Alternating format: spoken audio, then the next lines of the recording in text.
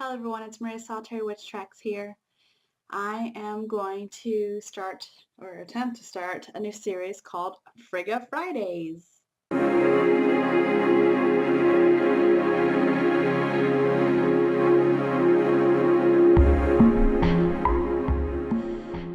So many of you guys know, Frigga is my matron. I work with her very continuously and exclusively. Also, I'm going to include in this video a review of Chris's Helkappe paint. I got tears and I freaking love it. So I am going to shoot that at the end of this video. But first I'm talk about working with Frigga. Now, when working with Frigga, there is, I don't know, like, this is like if she calls to you, and if you hear her, if she calls to you and speaks to you, then this video is for you. So, how to divine with Frigga's help. So the way she weaves her messages are in the clouds. So she is not going to be very outright and out forth with her messages. She is known for keeping her silence, but she is known for also knowing so much shit. And her wisdom rivals the Norns, it rivals even Odin. She is the All-Mother. She is knowing. She's just not loud and boisterous about it.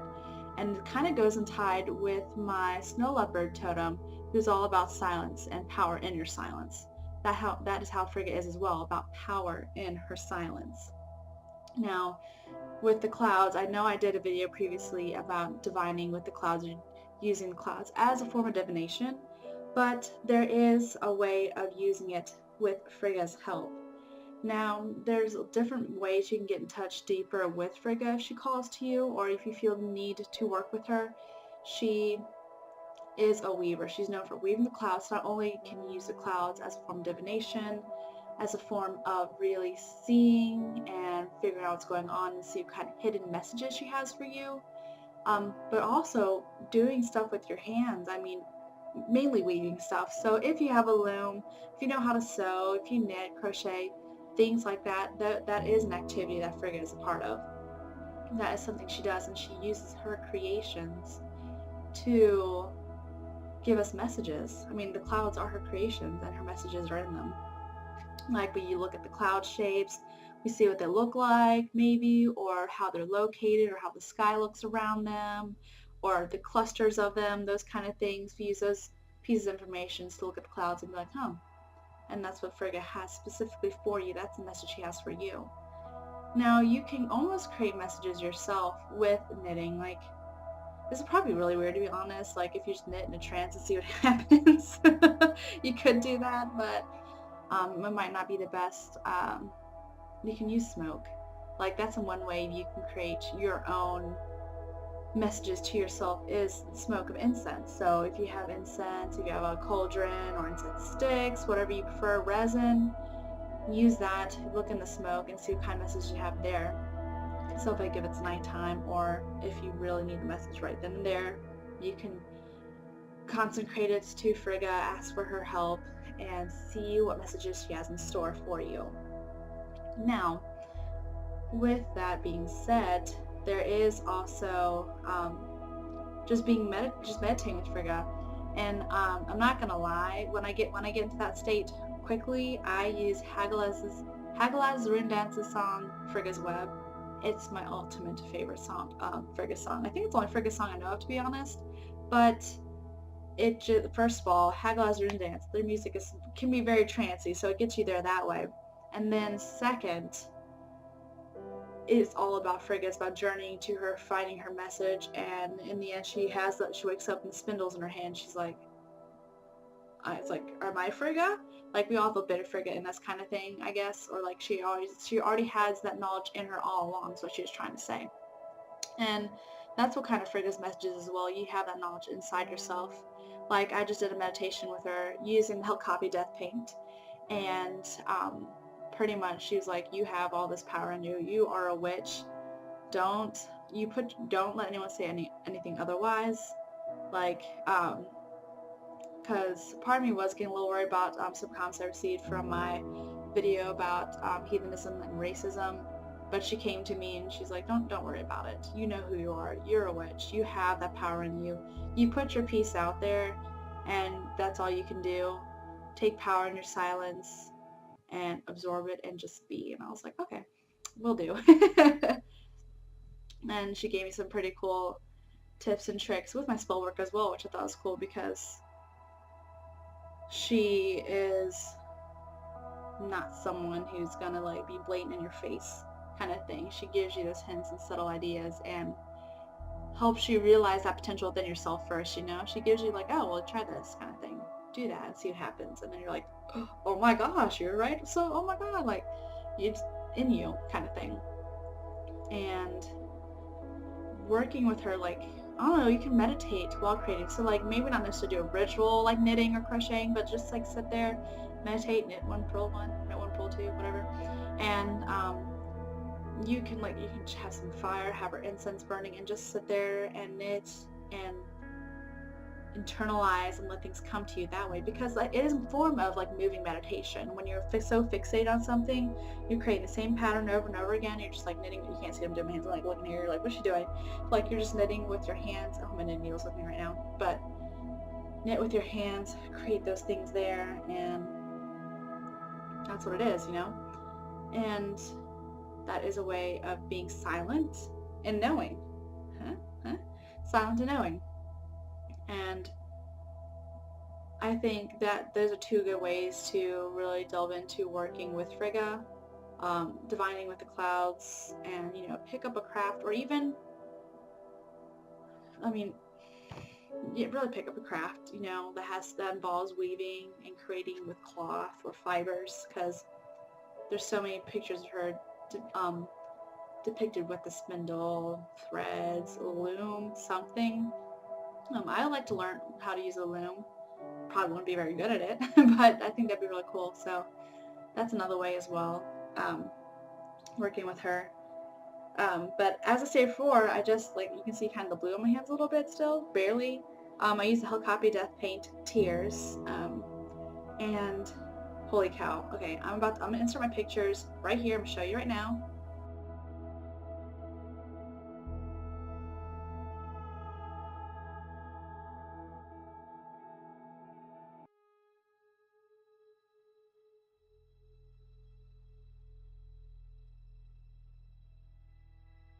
But yeah, that's what I did with the death paint. I just had this spontaneous moment. I was like, I need to talk to Frigga, I need to work with Frigga, I need some advice, kind of thing. Like, I just felt a calling to work with her, and I was like, so what can I do to make this ritual extra special? And I was like, death paint. Thank you, Cris.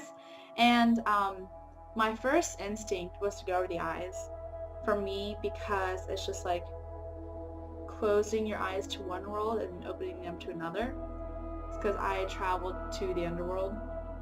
And the lips for silence, because she's known for being silent. So I did the lips for silence, eyes to see with new eyes, and then I did kind of like a third eye thing, because that's your seed of your intuition and that kind of knowledge. And putting on that death paint, you can just like feel it infuse into you, you know. It's like seeps like through osmosis through your skin, like not like literally, but spiritually, the energy just like seep into you through osmosis.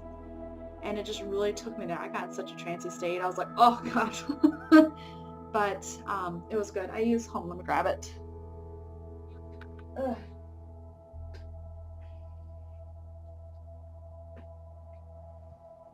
But I use like, this is the shell that you comes and it mixes it in with.